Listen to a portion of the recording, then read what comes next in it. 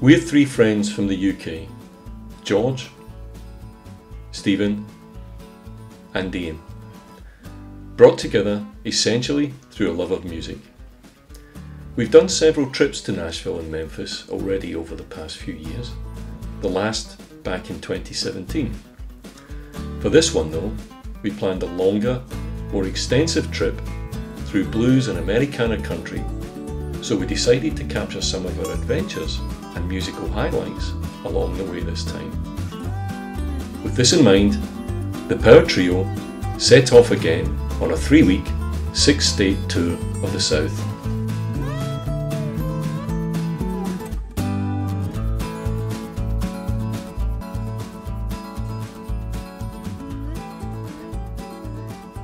Our first stop along the way is Nashville, Tennessee. Famous as the home of country music, the Ryman Theatre, Grand Ole Opry and Broadway, where you can see live music in a wide variety of honky-tonks, 365 days a year. A great introduction to Nashville is to go on the Jug Sisters Nash Trash bus tour, a city institution since 1997. It is a comedy show on wheels, taking an alternative view of Music City. After our tour, we caught up with sisters Sherry Lynn and Brenda Kay.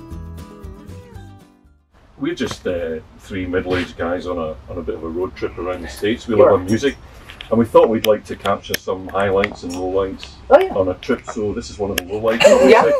So and we've been here. Robin, our friend Robin, who's from Nashville, had she's got awesome. us on this trip. We met her tour, in women's prison. That was 2 years ago, and we loved it so much we thought we'd come back again. I know. So we've seen a lot of change in Nashville in the 3 years that we've been here. So how's it changed for you guys?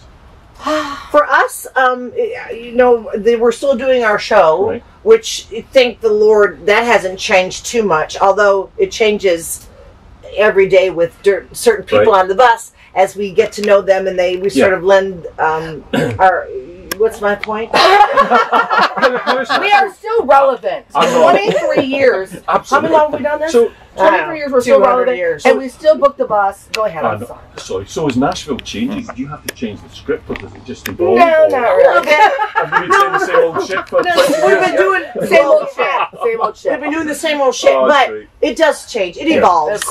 And of course, things for us have changed a lot. There's a lot more traffic in Nashville. Right. So our tours have become a lot longer because there's so much traffic to get around. Yep. And also, there's a lot of other tour companies in town now offering weird stuff like we've been doing. Yeah, and that's why we also have now 3 different tours that are offered on this bus. On your bus. That not only her and I are the, you know, we own the company. We're the big stars. But we've hired... We're the draw, as they say in showbiz. But, you know, if we're sold out, which we're always sold out. Of course. They can go to our website and they can look at the 3 other options and taking those tours. And they're very different. And, you know, so that's... Because we're not everybody's cup of tea. Oh, that's great. So do you kind of build the show around whoever walks on the bus? Exactly. That's what I was trying to say earlier, and I got tongue-tied. So how long have you gals been doing this? Couple 2-3 days. That's the same as us. Well, we didn't like to see. This is our final dress rehearsal. No, 20. We're in our 23rd year right now. September 1st will be 23 crazy. years. It seems like yesterday. We were children when we started. Of course, of course. So have you always been in showbiz? Yeah. We've always been singers and actresses. We've always been sisters. We are really sisters. Yeah, we really There are. really are 6 kids in our family. We were really born in Kalamazoo, Michigan. Really 6 Yes. right. And she's so really... you didn't make that shit up? No, we didn't make that shit up. I know. Yeah. Thailand. And when you mentioned that, I can't remember her name, but you mentioned you're the famous country singer on... do they mind? Do you I would say do you take the piss out of them, or do they mind, or do you? I think do they mind that we make fun of them? Well, and you know, because you were on the bus, we don't say anything bad. Oh, you don't hold back. No, but you don't hold back. But we don't hold back. But it's all stuff that's already out there, and if you can't, my thing is because we always make fun of ourselves on the tour. I know that. And if you can't make fun of, if you can't laugh at yourself, absolutely. You know that, like Dolly Parton is the best of making fun of herself. Yeah. And the way she looks and her huge tits and everything. Yeah. She's so. We're kind of like the poor man's Dolly Parton. Self-deprecating humor is the best, you know, and we're good at that. And we always things are very tongue in cheek and very, you know. So have you ever had anyone that 5 minutes into the show, 5 minutes into the show, they think, shit, I'm on the wrong bus? Yeah. And, we used to, but very rarely now. Yeah, because we kind of got a reputation now. People know what they're getting into. Yeah. And we've had a few people that you know, just at during the break. One lady came up during the break, and I was all by myself by the bus. Years ago. This not too long ago. She came up to me and she said, "Where's the bus back to whatever?" I said, "Well, there's a bus stop here." She goes, "This is disgusting. This is the worst thing I've ever seen in my life." Like, well, she said, "I don't know how your girls sleep at night." And like, I said, "Well, ma'am, pretty well." Yeah, pretty well. And I said, "I'm sorry you don't like it. We're not everybody's cup of tea." She goes, "You're not my cup of tea." It was so divisive. Well, actually, probably not. It's the country's been divided for a while. Yes. Your guys are catching up too. Oh, let me absolutely. tell you. And that's my problem. If people can't get their head out of their ass and just make fun of themselves, you know, and we make fun of the left, the right, the Republicans, Democrats. But I hate everybody except for people who think like me. So who's doing? But you know what? That's if people are, you know, and if they don't read our website, they don't look at our reviews, if they don't look at YouTube and find out what they're in for, they buy a $40 ticket on something they know nothing about. Absolutely. You know, because and most. Who's going to win the next U.S. presidential election? Oh God. Well, I'm hoping for. You're really. This is something that we feel pretty strongly I'm hoping for Dolly. about. I'm voting for Dolly Parton. Nashville is now one of America's fastest growing cities. During our stay, we had met jobbing musicians who complained that the old music venues were being gentrified out of existence, and property developers who smiled knowingly and then bought us round of drinks. Next we caught up with an old friend, singer-songwriter Shane Douglas, a veteran of the Nashville music scene.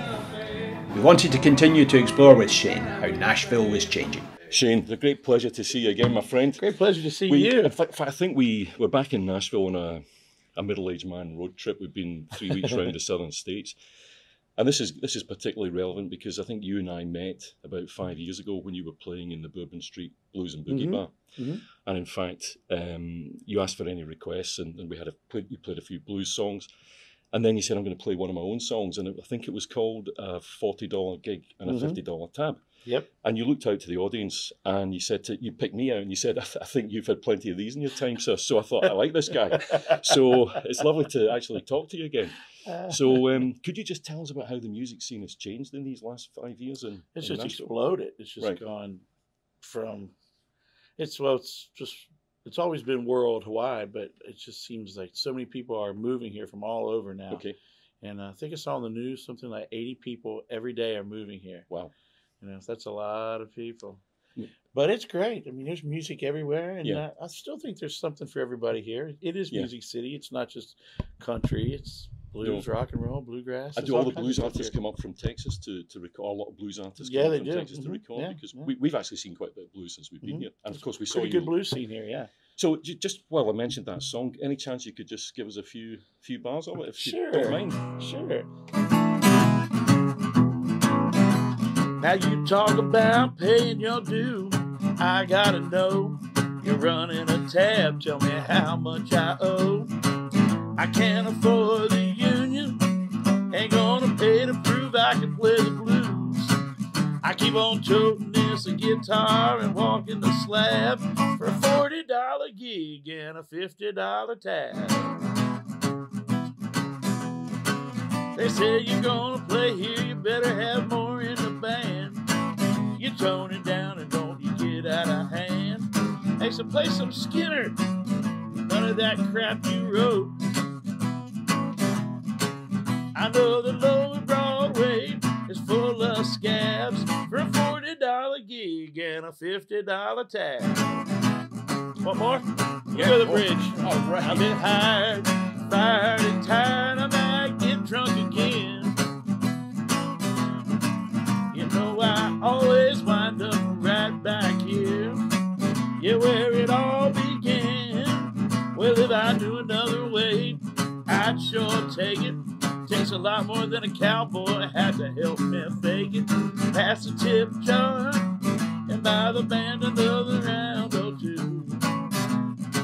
I drank man too many beers, fighting the flab for a $40 gig and a $50 tab. Look, Mom, I made it. Keep on chugging this guitar. I guess it ain't so bad.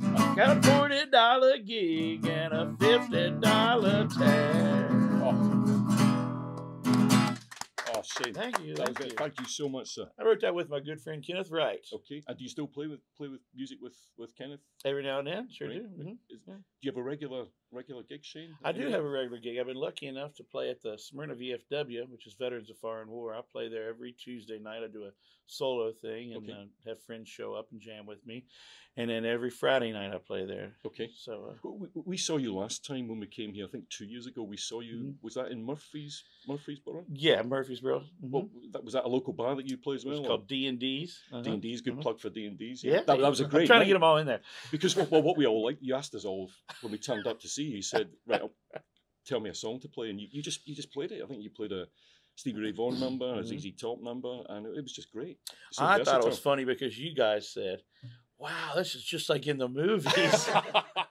And for us, it was just another night. But you're like, "There's smoking and everything." Well, you can't smoke in bars. No, you can't. No. So is that what you would call a roadhouse? I would definitely call it that. Yeah. Yeah. So it's. Because is it a biker's bar or is it just locals bar? Or? It's both. Right. There's a whole lot of locals go there, but it's right along the highway, so it is a good stop if you're out riding around. But we'll tell any tourists that we know coming from the UK to come and see you that night. Yeah. So do you have any other regular gigs in and around Nashville, or do you still play the Bourbon Street Blues and Boogie Bar? I don't play there much. I've been doing a place in Murfreesboro called the Handlebar. Okay. And it is kind of a biker bar. And we do an open mic blues, a blues jam. It's called the world famous Thursday Night Blues Jam. We do it every Thursday night at 8:30. And it's a great little band. My friend Donnie Miller, he's in charge of it. And we'll get up and play a set, and then just musicians from all over town come and sit in with us. So it's a lot of fun. That's great. And one of the wonders of the social media world, I've also followed your progress on. You do a regular appearance on local radio, don't you, in Nashville? Mm-hmm. So could you just tell us a little bit about that? How does that work? Yeah, you know everything about me. You don't need me to tell you this. It's a WGNS. It's your good neighbor station in Murfreesboro. That's that local station. That's where I live in Murfreesboro. So most of my stuff happens around there. You know, I don't have to travel too much, which is good. That's good. And there's a friend. His name is Johnny Blankenship. Okay.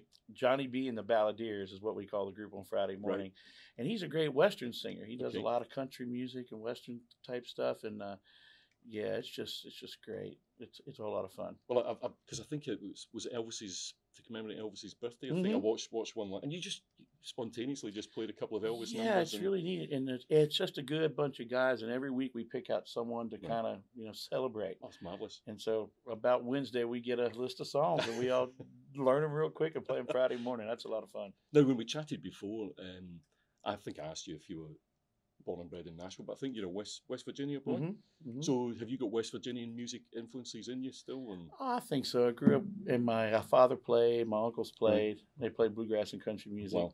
But my dad liked the blues too, so I got into that. So what's your genre? What would you say? Essentially the blues, or because you seem to be able to play absolutely anything. Well, I just love it all. Yeah. I mean, did Louis Armstrong say there's two kinds of music, good and bad. Yep. And so if it's good, I like it. And one of the when we started, it was Stephen's idea actually to let's make a video blog. So he's the official director. Stevie Scorsese, and George Hill on sound, and me talking shit.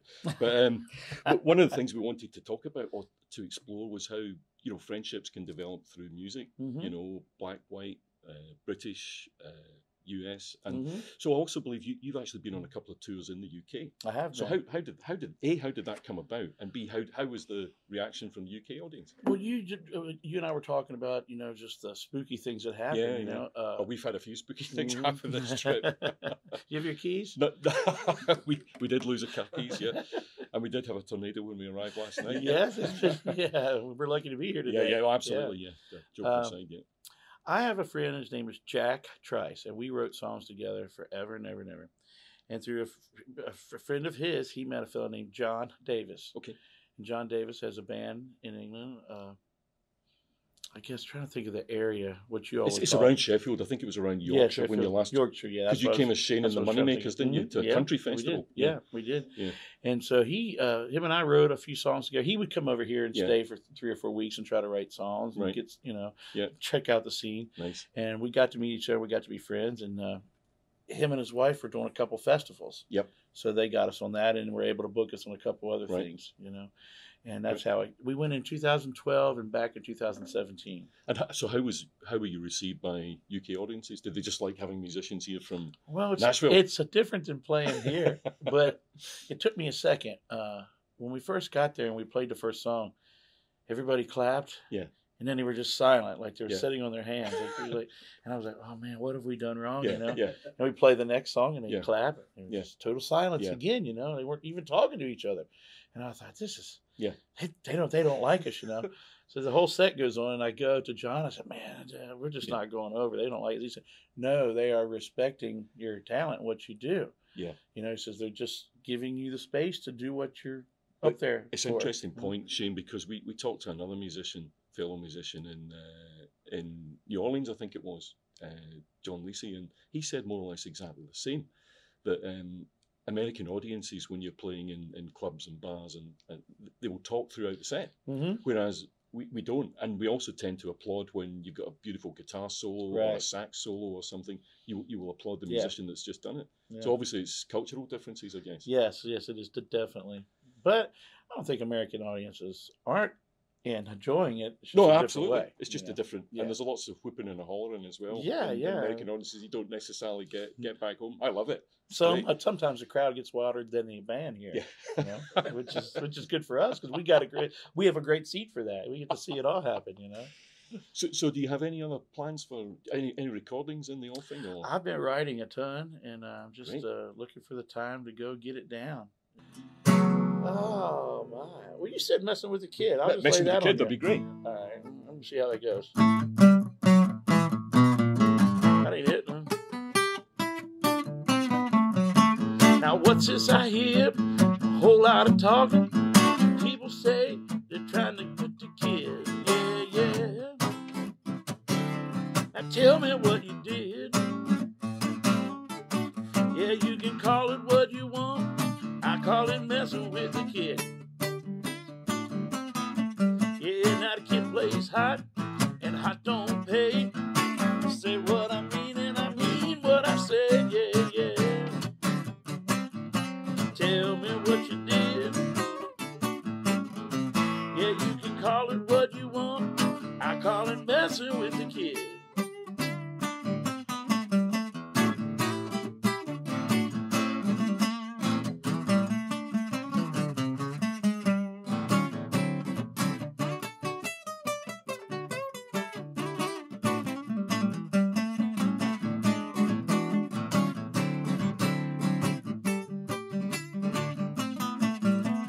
Take the kid's car, drive around town, tell everybody what the kid put down, yeah. Tell me what you did. You can call it what you want. I call it messing with the kid. You can call it what you want. I call it messing with the kid. Something like that. That's it. Fantastic. Thank you. But one of the things we've talked to a few musicians about is that, isn't it ironic that black blues musicians couldn't get their music played on essentially white US radio, and it takes a bunch of middle class English boys like the Rolling Stones to come Eric Clapton and cover black blues music and then take it back. But the nice thing is it's got a happy ending because that gave the black blues musicians an audience, and it came back via them and exposed their music to the wider public. Yeah, I believe B.B. King and Buddy Guy have both been very vocal about saying, they were starving to death before Eric Clapton, the Yardbirds, Zeppelin. Yeah, they came and did that. And gave them credibility that they should have always had. So, who's your favourite? Keep going. Yeah. So, who's your favourite English band then, or British band? Oh, I loved Eric. Eric Clapton. Yeah. So, do you really rate him as a guitarist? Eric Clapton? Yeah. Yeah, he's pretty good. But the difference between you guys and Eric Clapton is minimal because as I said at the start, it's just luck. You know, like Clapton. Yeah, it is. It is just luck. I mean, it's hard work, but Yeah. you know. So you rate him as he's your favorite guitarist? He was as a kid for sure. Yeah. And you talk about a blues guys. Eric was one of the guys that would say, "This isn't my lick. This is a Freddie King lick." Oh, really? You know, anything I ever read about his playing, he Yeah. would always be sure to tell you who it came from. And then that made me as a kid go, "Well, if Eric Clapton's listening to him, I better go check him out." Yeah. So that's how I got into B.B. King and Buddy Guy, Robert Johnson. Okay. You know, I mean, I really didn't know any of that till I started getting into British blues. Yeah. You know, they're the people that turned America back onto what we already had. Yeah. From Nashville, Tennessee, we headed south through Alabama towards Jackson, Mississippi. En route, we stopped off at some great attractions, including Tupelo, the birthplace of Elvis, and at the legendary Muscle Shoals Sound Studio. Originally working together at Fame Studios in Muscle Shoals, the world-renowned rhythm section, also known as the Swampers, decided to leave Fame and open up their own studio at 3614 Jackson Highway. The studio gave rise to a distinctive sound in the 60s and 70s. Many influential artists recorded there, from Aretha Franklin to the Rolling Stones. At the studio's visitors centre, we caught up with Terrell Benton, who is one of the dedicated volunteers keeping the music alive. Right, Terrell, thanks very much for showing us around the studio. It's we're just making a short blog film of our travel. We're on a music trip, and we had to come to this iconic venue. So, do you have any interesting tales that you can share with us? Well, this little building is where legends walked. So there's about 9 million stories, and I think about. We had just discussed the great session player Eddie Hinton, and Eddie had grown up in Tuscaloosa. He was born in Florida, and he made his way up to Muscle Shoals in the mid-'60s, and he started working and writing at a little studio in town, and ended up going over to Fame. And Swampers brought him here with them when they moved over here in 1969. Right. Eddie was maybe the most talented person to ever walk in this building. Right, wow. Singer, songwriter. That's saying something. He, as a songwriter, co-wrote hits for Dusty Springfield, Bobby Womack, Percy Sledge, Tony Joe White. The Quentin Tarantino movie currently out has a song by the Box Tops called Choo Choo Train, right. And Eddie Hinton wrote that tune. That kid would open his mouth to sing, and he sounded like Otis Redding. It was stunning. It would knock you off your feet. Yeah. I asked Eddie one time, I said, Eddie, everyone says that you sound like Otis. And he said, I wish I could sing like the greatest singer that ever lived. I said, who's that? He said, Mavis Staples. Eddie had a tough go at life. He was actually schizophrenic, ended up homeless for a while. He passed away in 1995. He was 51 years old, but 2 years ago they inducted him into the Alabama Music Hall of Fame, and one of the people that helped induct him was a guy that he went to high school with in Tuscaloosa, Alabama, Chuck Leavell, keyboard player for the Allman Brothers and the Rolling Stones. And the Stones, obviously the Stones recorded here, right, as well. Right. And how did they cope with this being a dry state? Well, I believe that one of the gentlemen that worked here would take the money and go to the appropriate bootlegger and find their poison of choice. I always laughed. Mick Jagger at one point said, I don't remember us drinking and drugging when we were in Muscle Shoals Sound. Well, you can watch go to YouTube, watching Rolling Stones at Muscle Shoals Sound. Right. And I believe you can see a different tale being told there behind the control board. But they came here with no engineer, and Jimmy Johnson of the Swampers had 12 hours notice. And Jimmy never met a challenge he did not hit head on. He said, what are you worried about? I got it. Incredible. They did not have the proper visas required to record in America when they came. Right. And, of course, they had to kind of keep it on the down low and hide it. And when they first got here, Mick was not pleased, I believe, with the lack of alcohol. But Keith and Charlie were the ones that were absolutely in love with this building. Yeah. And came in for 3 days. December 2nd, 3rd, and 4th of 1969. Yep. First night they recorded You Gotta Move. Second night, Brown Sugar. And the third night, Wild Horses. Oh, here? All here in this little building. Yep. Took them 13 and a half hours to cut Wild Horses. On leaving Muscle Shoals, we continued south to Jackson, Mississippi. At Jackson, we headed downtown to the famous music venue, Hal and Mal's. There we attended the Mississippi Blues Society Monday Night Jam and met with Hal and Mal's current owner, Brandy, the daughter of Hal White.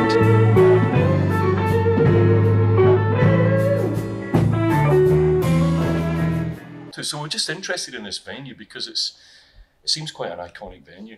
So how did it all come about? So we're 35 years old.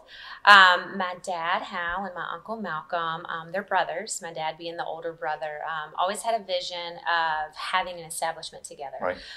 Growing up, they learned at an early age to cook from their aunts. Their Right. mother passed very young, and so their father was a junior college football coach. Okay. And Wow. then he became the president of the junior colleges, and they learned from their aunts the Southern cuisine Okay. of gumbo, red beans and rice, all of those things. So those things were staples in Okay. in our home.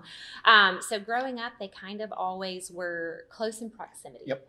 Dad cut his teeth in New Orleans at the Bourbon Orleans, learning the Cajun Creole style cooking. My Uncle Malcolm was always into the promotion aspect, the music. Even when they were at junior college in Booneville, they were bringing, Right. Uncle Malcolm was bringing music that at that time you wouldn't hear or wouldn't have been approved, Right, okay. right? Yep. But they constantly were, pushing the envelope to make sure that everyone came together and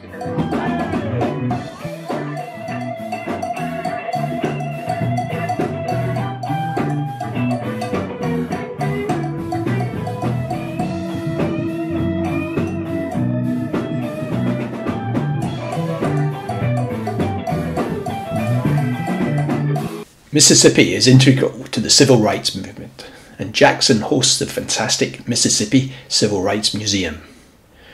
The museum, amongst many other things, highlights the role music has played in the civil rights movement. We explored this theme further with Charles Hooker, one of the museum's guides. Charles, it's lovely to meet you. Nice to meet you, sir. Thank you. And Lovely to meet we're you just, all. it's George, Steve, and myself. Pretty glad. We're just on a middle-aged man road trip. We're very interested in our music, and we wanted to come to the south. So we wanted to try and talk to some interesting people like yourself.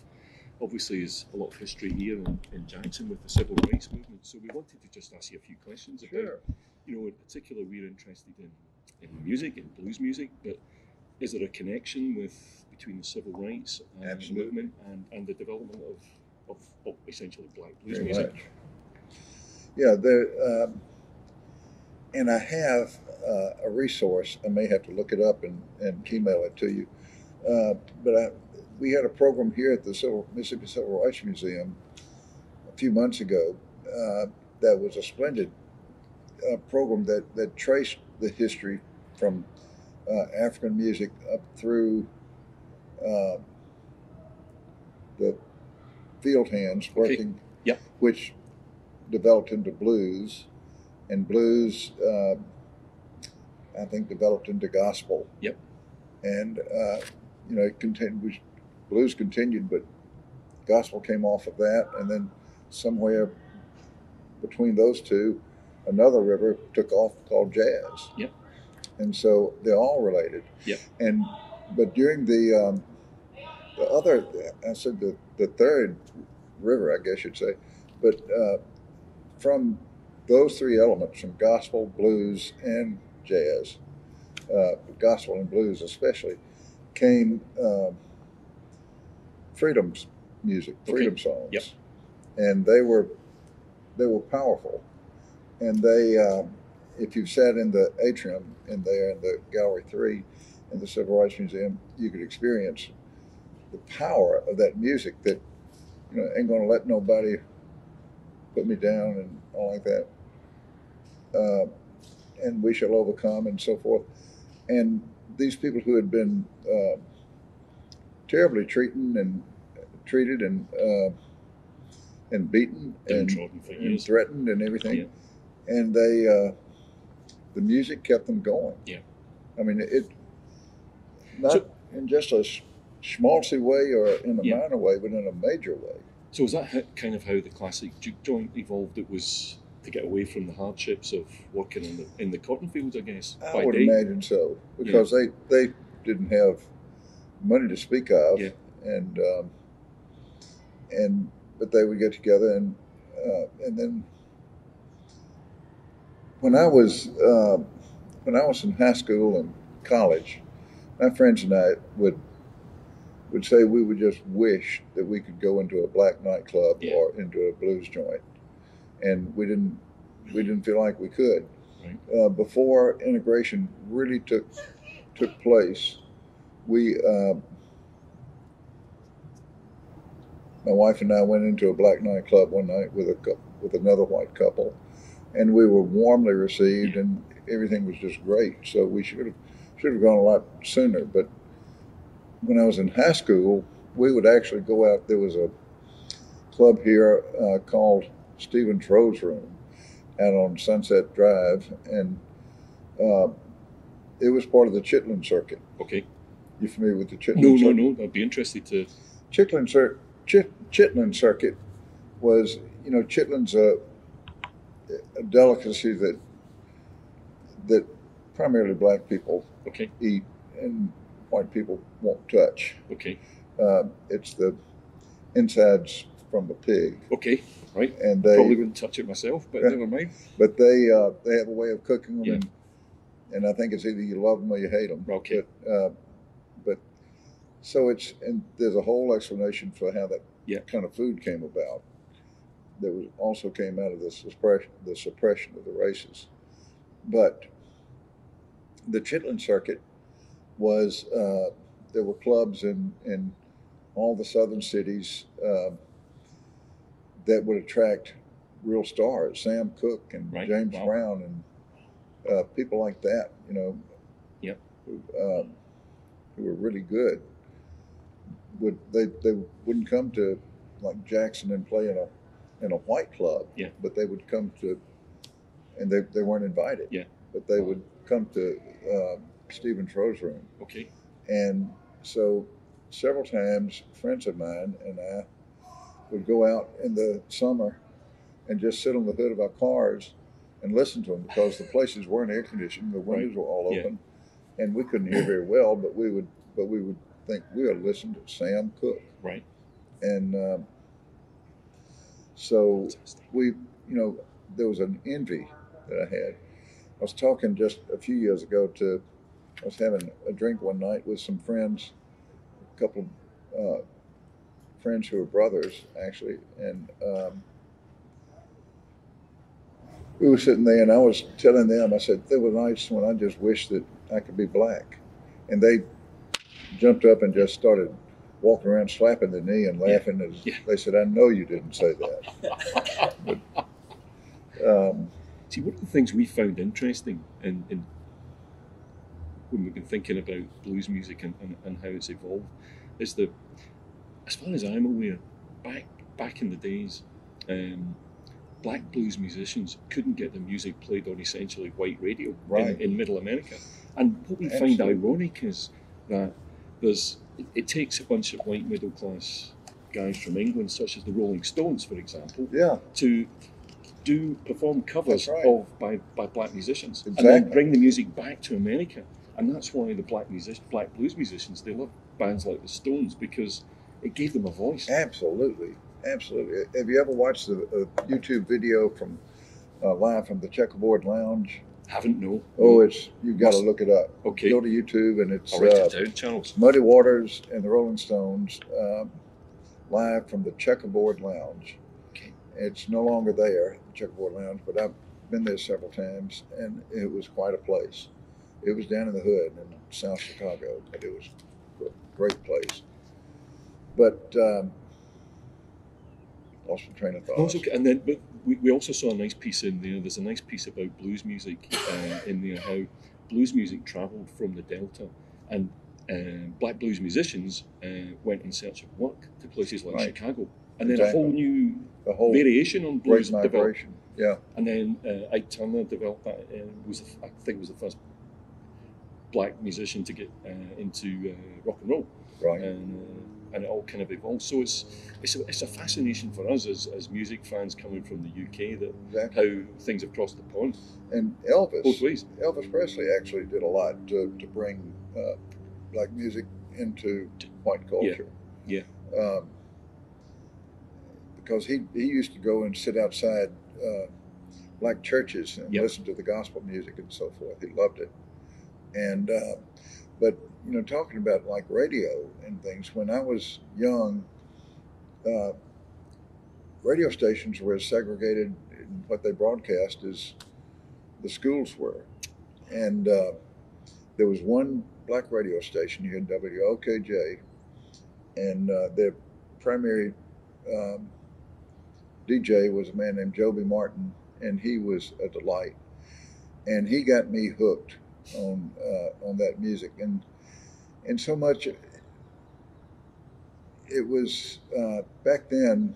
R&B was different from the R&B that we have today. We had the same conversation the other night. It was rhythm and blues back in the day. Right. It was, and I like that better. Than so do we. But he played R&B and blues and a little bit of jazz, but mainly R&B and blues. And he had a thing called the West Fortification Street Blues Association. It was, I don't think it was really such an association. It was just kind of the name of his radio program, I think. But I kept my radio dial tuned to WOKJ and listened to him primarily. And he put me on to people like Percy Mayfield, who you don't hear a lot about, but he's considered the poet laureate of jazz. I mean, of blues. And Mose Allison. I know his name. So that, I think that would be actually a very interesting program for us to have here. It would complement the civil rights thing nicely, because even you telling stories about your own experience there, as you've just told us, would be a fantastic development for the museum. And at some point, now we did have when we had high school dances. In college, we loved to get black bands. There was a band called the Red Tops over in Vicksburg that they were the best band you could get. But the bands were never integrated themselves. You either had a black band or a white band. Was that up beyond the 60s or just up until the 60s till the? Well, it was. I graduated from college in 1968, and it was that way all through my college years.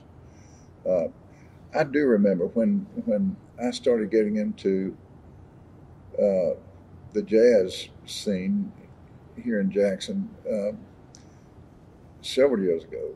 I mean, 20 years ago, but that was after both of our sons had gone off to college and moved away, and my wife and I realized that we could go out at night, and so we started doing that. And I remember thinking when I would see bands come in, and by then I was a fine weak-kneed liberal by that time, but it still struck me when someone would come in to sit in who was maybe played trumpet or something, and he would borrow Terry Miller's trumpet to play, and Terry is black, and a white person would come in, and vice versa. And they would the way it should be. The way it should be, and it really took me back. And I used to also think at one point I would think, there are 3 black fellows and 2 white fellows playing together, or vice versa, or 1 and 3, or 1 and 4, or whatever. Just because it did seem beautifully strange, but strange. It was just so different. Marvelous. But it. So do you play yourself, Charles? No, I wish I did. Like us, you wish you could. Yeah. Do I ever wish I could?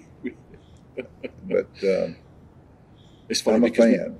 well, us too. We've had a few situations where And we arrived in Jackson, and we went into a restaurant, and I think the young server at the table, she thought we were three middle-aged guys. She thought we were in a band.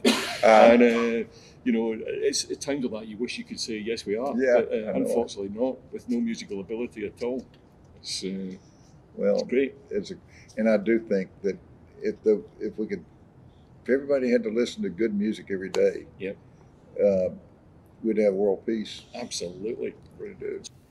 So just before we finish, and given that we're at the Civil Rights Museum, I'm ashamed to say I wasn't familiar with Medgar Evers. Mm-hmm. But how significant a part was he in the Civil Rights movement? Oh yes, he really was. He was in Mississippi. He was the key person. Okay. And I never knew him, but everyone who knew him just said he was the nicest, finest man. I watched the video and it comes across as that. Yeah. That he just genuinely nice guy. I had a friend who's no longer living, but he told me one time, he said he was a friend of their children, the Evers children, and he said when that happened, he said, we just said, why Mr. Evers? Yeah. You know, of all people, why Mr. Yeah. Evers? And there was I don't know if you saw there's one photo and little graphic in the museum about Eudora Welty. Okay. Are you familiar with Eudora Welty? I'm sorry, I'm not. No. She was from here in Jackson. She lived here all her life, and she won Pulitzer Prizes and was a great writer of short story, mainly a few novels and short stories and plays. And the night of the assassination of Medgar Evers, she wrote a short story that was published in the New Yorker.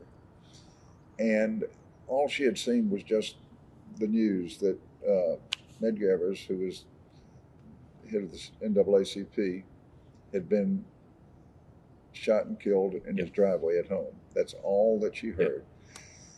She wrote an almost perfect description of Byron DeLay Beckwith, who was the assassin. Yeah. And she just said, you know, I knew him. She didn't really know him. I mean, she never met him, never heard of him or anything else. But she could just describe, you know, the kind of person who would do that. He was. And it's I mean, I'm not saying we don't have racism in the UK, but it's a lot more extreme, or was a lot more extreme in the US than we've ever experienced. So it's been a real eye-opener coming here today. It is. And I tell you, we are at a point in history, I think, where it's resurfacing, and I don't know that it can ever go away in at least subtle ways. And there's a lot of racism that I see that is beyond just racial slurs and things like that, but it's. Well, when we were in Nashville, we had the privilege to talk to a musician called John Bird, and BYRD, and we weren't familiar with him, but we were in this little bar called the Springwater Tavern, and it was marvelous. But you know, when we were talking to him, the subject came up as well, and he sort of said, you know, people aren't born racist. So you know, that's right. It's something it's bad parenting, I guess. You don't educate your children properly, and there's a thing in South Pacific. They must be taught before it's too late, before they're 6 or 7 or 8, to hate all the people their relatives hate. They must be carefully taught. Wow. That sums it up perfectly, I think, Charles. Charles, it's been an absolute honor and a privilege for us to meet you and talk to you, sir. You're a gentleman. You're a gentleman. Well, thank you so much. Thank you.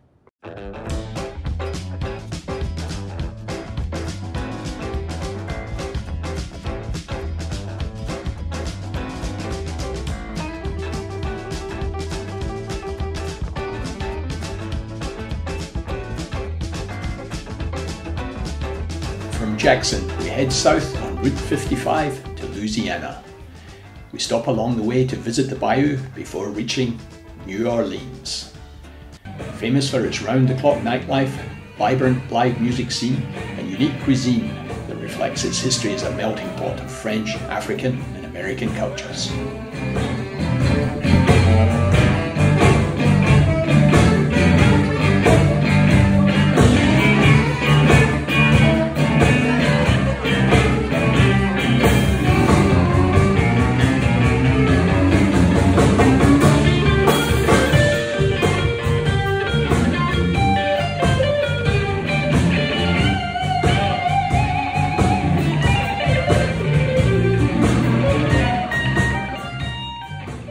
wanted to hear firsthand what it was like to be a professional musician in New Orleans. Having seen him perform with his Delta Funk band on Frenchman Street on our first night, we spoke with John Lacey at his home in NOLA. All right. John, it's a great pleasure to meet you. Hello, I'm Ian. And we got George and Steve. We're just George. We're just three middle-aged men on a musical journey down through the southern states, and we're trying to make a travel blog as we go along and talk to some interesting people. So we couldn't find any interesting people, so we thought we'd talk to you. All right. So basically, all is just to ask you a few questions about, for example, you know, how did you? I believe you're from New Jersey. New Jersey. So, so how did you end up down in New Orleans? Well, it was a long journey from New Jersey down to Florida, which is out to California, which was great. Yeah. And then when I was in California, I was with a band, and we were playing through here. And I was in my teens at that time. And I thought you mentioned being middle-aged. Yeah. I thought to myself, if I don't make it in Los Angeles by the age of 30, I'm moving down to New Orleans. Yep. I'm going to play loud blues guitar, drink a lot of beer, and just retire. Well, it panned out that way. You know, I got here right around 29 years old, 30, figuring, well, I'll just play loud blues guitar and no more work for me. Yeah. And I haven't done any work other than playing loud blues guitar. You know, we just had a lovely chat in your amazing garden with your collection of bottles in the pond and wind chime effects. And in the world of rock and roll, we've had to come inside because one of your neighbours was going to cut his grass. So we've just come into your front room, your lounge, which is just awash with guitars. Could you tell us just a bit about your wonderful guitar collection? Yeah, well, they're tools. They seem to find me, and I'm pretty good at turning, say, one guitar into four guitars, and then turning that back into one guitar. Yep. Meaning, you know, you can horse trade with these things. So I get them, I fix them up, I play them. You know, if you come to any Delta Funk shows, you'll notice there's 3 or 4 instruments on stage, and they all get through, and then you had a beautiful American steel guitar that you played. Just a couple of songs the other night when we saw it. Right. In fact, is that what you would call it, an American steel guitar? A Dobro. Dobro. Yeah. That's a vintage one, and it's just great. I plug it through the amplifier and loud and fun. Do you actively seek these on eBay, or do you just come across them in shops? Never, ever on the internet. If I'm the worst, thankfully, I will stay off the internet. You know, no. They just find me. For instance, like I know people, and they'll say, "Hey, I had this guitar for 22 years, and it's just been in my closet, you know, so I'll buy it cheap enough, and I don't beat anybody out of the price, you know, and just get it, and then invest, you know, just like a car or anything. You know, you put some money into it, and then. Well, this is your office again. These are the tools of your trade. Yeah. And are you gigging every night of the week? Do you play every night of the week? I could, just not to sound arrogant, I could if I wanted to, but I don't want to, and so I. Do you have to preserve your voice? Because you sing, you play for a 3-hour set. And 3? That'd be a slow night, a 3 hour. Really? Yeah, sometimes we'll do 4 or 5, and it's okay. Once you get started, you're there. No, my voice, thankfully, stays in the game. I don't, unlike what we're doing now this time of day, I don't speak all day long. All day long, like, in fact, when we first started communicating, I said, just please text me, you know? Yeah, so unless I'm talking to my kids or someone that really needs the vocal cords. So then by showtime, I'm ready. So how does it work in New Orleans? Because another thing that fascinated us was we were watching a kind of jazz funk gig, and then a guy, well, it happened in your gig, a guy with a trumpet turned up for 2 songs, got his trumpet out, played a couple of wonderful solos, and then went off to another gig. And then last night there was a 2 trombonists with a band, and a guy turned up exactly the same, unpacked his trombone for 2 songs at the end, and then that was it. Isn't it beautiful? Is that how it works in New Orleans? You're all a big club, as it were. I guess you could say a network. You guys like your football? Yeah, we do. Okay, or rugby, soccer, as or any. You have to have 3 or 4 of everything. Yeah. Okay, especially we'll say American football. Yeah. If your quarterback goes down, the game doesn't end. Yeah. So there's such a deep well of great musicians that I have 4 bass players, although I would like not to ever call the other 3. You know, it's just Jack. Jack most of the time, or with anybody. So, for instance, the trumpet player you saw, we were in bands probably 12 years ago together. Yeah. You know, so he has an open door policy whenever he comes in. And it's kind of cool because, you know, the clubs are cool to the musicians down here. So if you're sitting in at a club that you play all the time with a band that you know all the time, well, then you're drinking for free. Let's call it what it is. So that might be the little after gig what you saw, like, oh shit, I don't want to go home now. You know, I've been drinking too much, might as well keep drinking. Or there's a parade and they're blocking the streets and might as well go sit in with my buddies and do that stuff. So that happens a lot, and it's beautiful. It's always welcome. You know? So if you don't mind me, don't worry, we're not from the IRS. But how does it work? Do you get paid for a gig, or are you solely reliant on tips on the night? It varies. So there's a lot of gigs where there's legitimate paper trails. That's good. And they usually pay really well, enough to report. That's right. You have it is a business. You know you have to pay bills, right? So, So unless you're a street musician, who are fabulous, this is not disparaging street musicians, right? That's all unreported, right? So anything that we get is tips, unreported. We get a lot of times a percentage of what people drink. Hence the reason we have such a deep well of drinking songs that we've written. And we love playing them because, you know, sometimes you're just an alcohol salesperson. Because it's funny because we were in a bar on Bourbon Street the other night. We saw your friend, the Danny Alexander band. Please pass on our best wishes because we were only in there fleetingly, but they were fantastic. But they had two guys came up on stage, and one guy came up and he absolutely was a fantastic guitar player, and Danny gave him his guitar and he played. But then this guy came up and wanted to sing Wild Horses by the Stones, and he was terrible, he couldn't sing, but Danny was a real professional.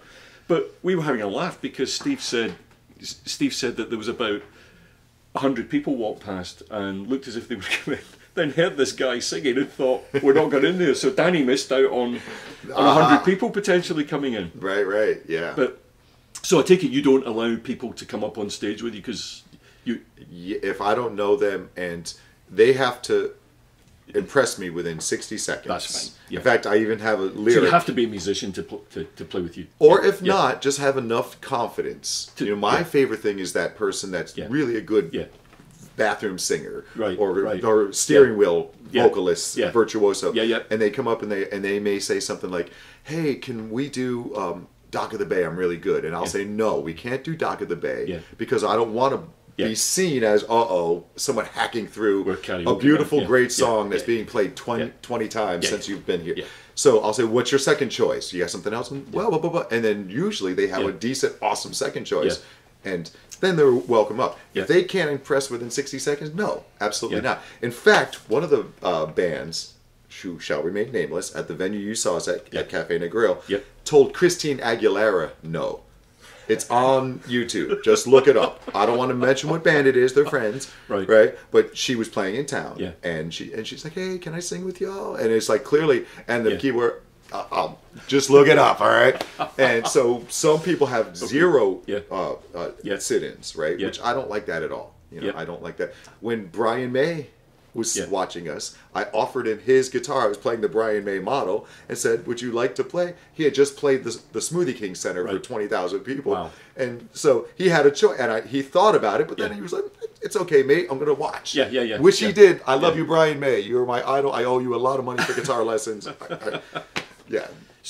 So John, you mentioned earlier that your dear old dad lived till 95. 98. 98. Yeah, pretty right. Do you see yourself playing till you're 98 yourself in the New Orleans music scene? Yeah. First off, I'm staying here until this place sinks. You know, so I'm gonna. That's okay. Yeah, in one way or the other, I plan on it. And thankfully, slide guitar can be played with one or two fingers. Because, you know, it's like, I really feel it, man. I mean, like, you know, and I'm doing okay. I practice, I keep them, but I just know what's about to happen. You know, it's just a matter of time before everything says... So that just leads to the question, how to have the repertoire that you have, how many hours a day do you practice? Or is your practice just playing live because you're so good at it? Well, thank you first off. Yes, I practice a lot, but it's only when I really, really, really feel relaxed and recovered. they're muscles in there. Yeah. You can't practice every day. Yeah, yeah, You'll hear stories all the time of an 18-year-old kid who gets carpal tunnel syndrome because he's playing 12 hours a day, not realizing that's the same as lifting weights 12 hours a day. Yeah. Those little muscles can only take so much. So there's days off. Yeah. So I never practice on gig days. Yeah. But on the other end, that's when I do all my guitar maintenance. Yeah. Guitar maintenance on gig days. So like Okay. 3 hours before a gig, I'm changing strings and intonating and making sure these fuckers work. They have to work. Yeah. Being out of tune is your that's on you. Yeah. The musician. You know? Yeah, of course. Anyway, so yes, to answer your question, Yep. practice a lot, but we play a lot. Yeah. And we really do play. We don't have set lists. We saw that. Yeah, we just really just listen to each other, and if that doesn't make you better, then you're not listening. And how many guitars to the nearest 10 do you have? I don't know. I'll just say I have enough to... A guitar for every occasion. Say I have enough to play one a month. Right. A different one a month for a few years, okay? Math can be hard, but y'all figure that out. Well, we're sat here in this wonderful room, and the question just has to be asked. We are sat beside this wonderful aluminium or steel goat. What exactly is the significance of this? First off, he's rad. He's rad? Right, okay. Straight up. He has a name? Okay, he has a name. His name is Newman. Right? He's an old Quaker State Oil sign. So get this. I lived on this street called Newman Street in Old Jefferson, Louisiana. Okay. An older part over by the river. Really cool area. And there was a thrift/consignment shop. Okay. Where people would leave things to be sold. Yep. I lived there for 4 or 5 years. Yep. Moved away from there for about 4 or 5 years. So roughly, I drove past this thing for about 10 years. Okay. And then one day, I had some extra money from a good paying gig, and I walked in, I said, hey, that green goat has been out there for 10 years. No one's going to buy it. Let me pay you what you have into it. And they're like, yeah, we paid too much for it in the first place. We paid $80. I'm like, well, I'll give you $75. And then they talked me back up to 80 with no tax. So I got it for what they paid for. His name is Newman because that's the street I lived on, and wonderful. It's on the next record. I'm going to put a speaker in there. I shit you not. That would be an interesting sound. Yeah. And it'll rattle a little bit, make all kinds of crazy. Yeah. So his name is Newman, and you can sit on him. Wow, I don't think it would take my weight. So do you purely play gigs in New Orleans, or are you a touring band as well? Yeah, well, first off, the history of this band, Delta Funk, we've been all over the world, toured too much. So it's you, Big Al, Jack? No, the band, Jack's been with me about 8 or so years, but I've had this band as long as, I've been down in New Orleans since 96, 97. Yep. And that's when I started the band. Okay. I was like, okay, it's my band now. From here on out, it's my retirement. I literally said, I'm not fucking working any more day jobs. I have enough just basic recklessness to say, I got a band now. Here I am. Lovely. And luckily, got a record deal. Luckily, that started taking off, got a booking agent, got a manager. I didn't want to work, and suddenly I was working. Lovely. So what happened was about after 10 or so years of being on the road too much, I revised my work plan, and that is I keep my band local. So within 3 hours in any direction. The Interstate 10 goes to Texas, it goes to Florida, it goes to Mississippi, it goes to Alabama. So that's as far as I want to bring my band, unless it's a fly date. But on the other end, I play with this amazing harmonica player named Jason Ricci. Look him up, R-I-C-C-I. He has an amazing band called Jason Ricci and the Bad Kind. And I'm his partner in crime in that band. And he likes being on the road. So we'll go out and tour the whole country, or we've played all over the world. We do dates in Europe, and so marvelous. So I get enough road work in with his band, which feels a lot like my band because he plays with us. Like when you saw us with a sax player, Big Al. It very well could have been Jason. That fourth chair rotates quite a bit. Marvelous. Yeah. So do you have any plans to the UK again, or go to UK? Yeah. Well, it's if the offers come, we'll go. Great. But that was negative. When the offers are presented, of course, we will head John, on over. We could, you're such an interesting guy, such a lovely guy. We could talk to you all day, but I think we've probably taken enough of your time. Oh, well, cool. Right on. We're so grateful, it's good to my meet friend. you guys. It's an All you absolute guys. pleasure. Yes, indeed. Yes, indeed. Oh, one more thing. All you Yanks out there, look up Bebop Deluxe. Oh, we know Bebop Deluxe. I knew you guys would. I didn't put this out specifically because you guys are English. I don't know them that well, but I know Bill Nelson. Bill Nelson, Bill yes. Nelson. So there you go. We attended a performance at the New Orleans Jazz Museum, exploring the history of African drumming and its lasting impact on the music and culture of New Orleans. Performers included Peter Boutet and Reuben Watts. And he said love is the answer to many questions, yeah. And I said, what about war? And he said love. And what about hunger? He said love. And what about the people living on the street, yeah. And what about the children with no food to eat? And he said, if you love your brother, would you want to do him harm? And if you love your sister, would you let her children starve? No way. And if you love your brothers and your sisters, would you let them sleep out in the cold, sleep out in the rain, when you're warm in your home? No way, no way, no way. Bye-bye.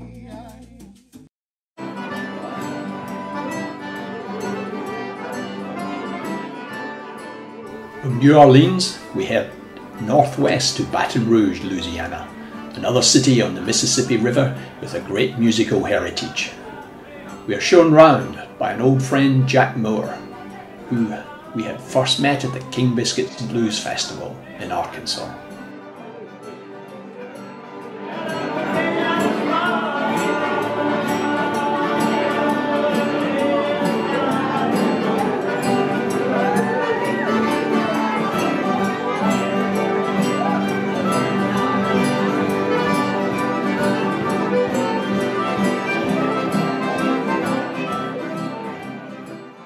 Jack took us out of the city to a Cajun jam and barbecue at the Bayou Teche Brewery. And then we spoke to him about his unique introduction to the blues. Lovely to see you again, Jack. My pleasure. As you know, it's George, Steve and I are just over here on a 3-week tour of the southern states. We're big blues fans, as we know, and we met at the King Biscuit Blues Festival in Arkansas a couple of years ago. So we just wanted to have a chat with some interesting people along the way for our little video blog. And you're particularly interesting because you have an encyclopedic knowledge of the blues, especially Louisiana blues. So would you mind just telling us how it all came about from growing up and being born and bred in Louisiana? Not at all. It's great to have y'all back. Welcome to South Louisiana and happy Mardi Gras. As I was saying earlier, I've just managed to Forrest Gump my way through one blues community after another since I was a child.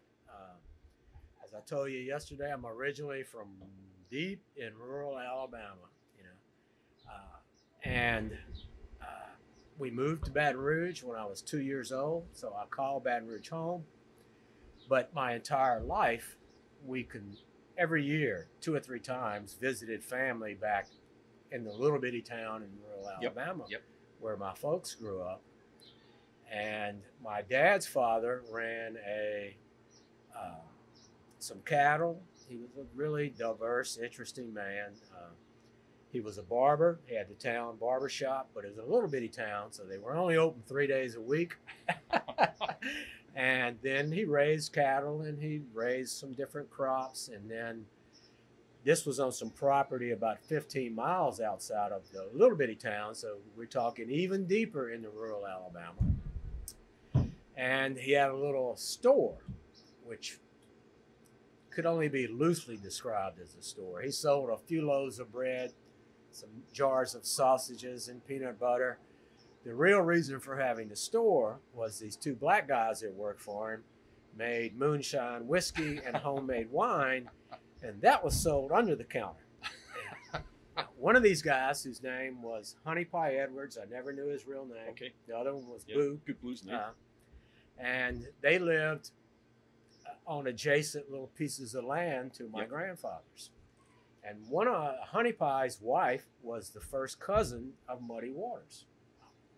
So Muddy Waters would come through there 2 or 3 times a year when he was playing the juke joints on the Chitlin circuit. Right. And back in those days, we're talking 40s, 50s, 60s, they couldn't stay in the hotels because it was too deeply entrenched in racism then. Oh, that was because they would have to find a place to stay. Well, that was a natural because he had family there. So, as I said, 2 or 3 times a year, they would stay there at Honey Pie's house, and then during the day, they would come over and hang out at the little store, especially if it was wintertime because they had a big potbelly stove and they had a jukebox. And on the weekends, it was a juke joint. Right. And my dad and I would camp. We would camp out on the property about a quarter of a mile behind the store. So on Friday and Saturday and Sunday nights, we could literally lay around our campfire and hear Muddy Waters singing. Wow. And if they didn't have a band, we could hear the jukebox. Yep. You know. Well, I guess the first time I met Muddy Waters, I think I was about 9 or 10 years old. And I already knew Slim Harpo because he came in my uncle's gas station on Gummer Street, right across from Phil Brady's. And my uncle was pretty progressive for the times because he actually gave Slim Harpo a account to charge his gas there because Slim at this time was not full-time in the music business. He had 2 or 3 trucks and he hauls scrap metal. So I was would that because he couldn't make money out of music? Exactly. Yeah. So I would see Slim Harpo typically 3 or 4 times a week at my uncle's gas station. You know? So I think I was about 9 years old when one day, I walked in the little store because my folks were going off to do something. It was like our daycare center. And Boo goes, "Oh, I'm glad you came by." He goes, "You know that guy's records that you like to play on the jukebox, Muddy Waters?" I said, "Yeah." He goes, "I want you to meet him. This is him right here." So he walked over and he introduced me to him, Wow. And, marvelous. I mean, I was just astounded to meet somebody that played on a jukebox, Of course. And so he goes, "So you like my records, homeboy?" I said, "Yeah, I do." I said, "Although I do have to say, I like the way Slim Harpo does his song, 'I'm a King Bee,' a little better than you do." And his jaw kind of dropped, and then he just busted out laughing. He goes, "Boo, you hear what this little motherfucker just said?" So I have the distinction of the first time I was called a motherfucker, pardon my French, it was by Muddy Waters. Oh, what a great story, Jack. What a great... Now, you mentioned Slim Harpo there, and I think you said to us earlier on that, I didn't know this, but the Rolling Stones did 3 covers of Slim Harpo songs on their first album. They did. And this was one of the things that fascinated us when we came on this trip, that black musicians couldn't get their music played on essentially white American radio. Except on the black radio station. And it took a bunch of white middle-class guys from England, like the Stones, to come over here, take their music, cover it, as they've obviously done. Could you just tell us a little bit about which kind of created rock and roll, but they were doing the blues. It was just, that was the way it sounded, way they did it. Yeah. That was actually lesson number 2 of Mose Whispering Smith was, it's all the blues, baby. Yeah.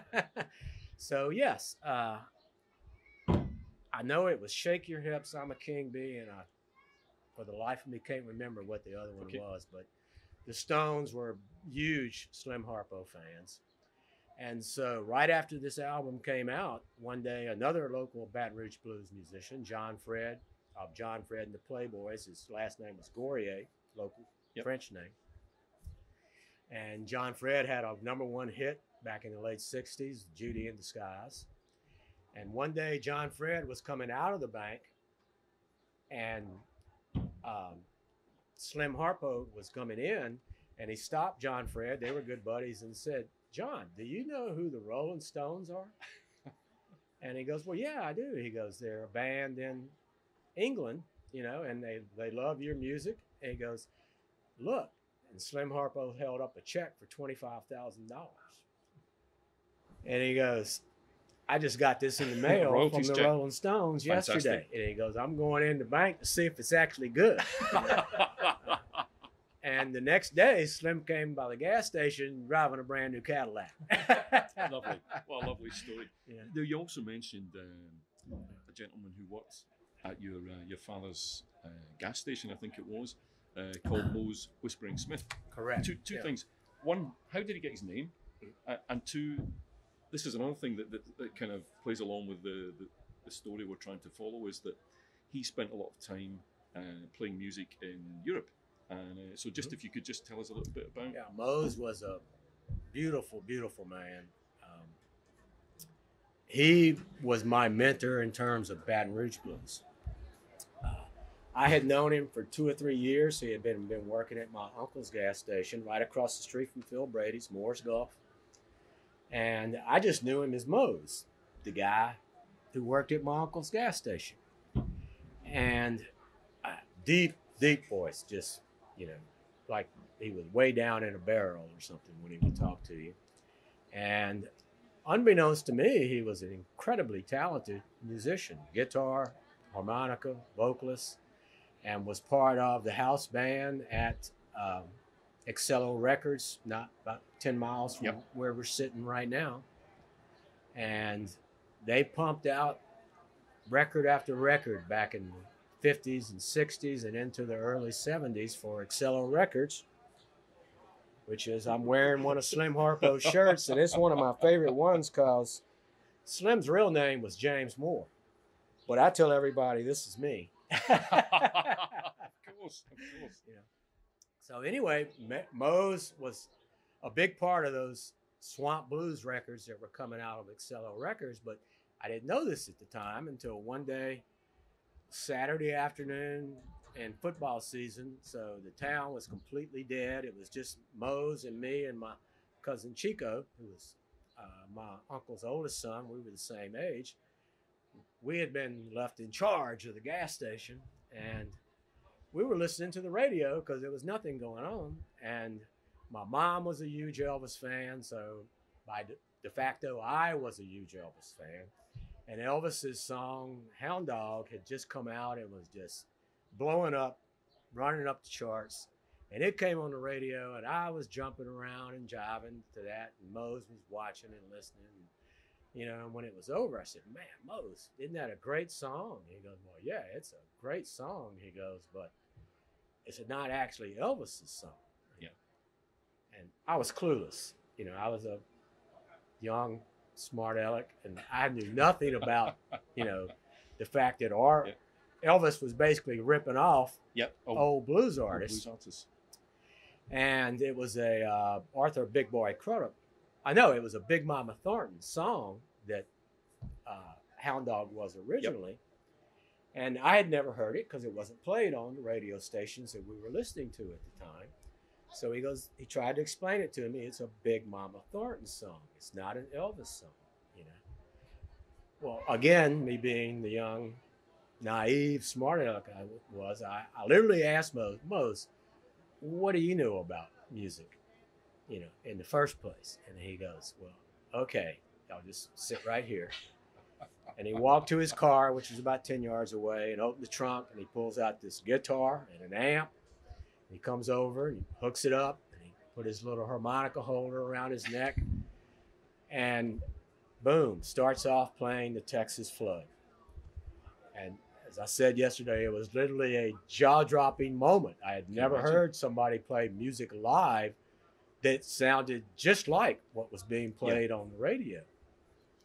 And so he went through the whole song, and then when he got done, he just looked at us, and both of us were just in awe, and he chuckles and he goes, there's your lesson number 1, fellas. Respect the blues. Great. And his voice, you heard him say, he could just sing the bottom out of a note, just incredibly talented. I knew him till he died, I think 1981. We continued to work together at a couple of different stations till I graduated from high school and went in the Navy.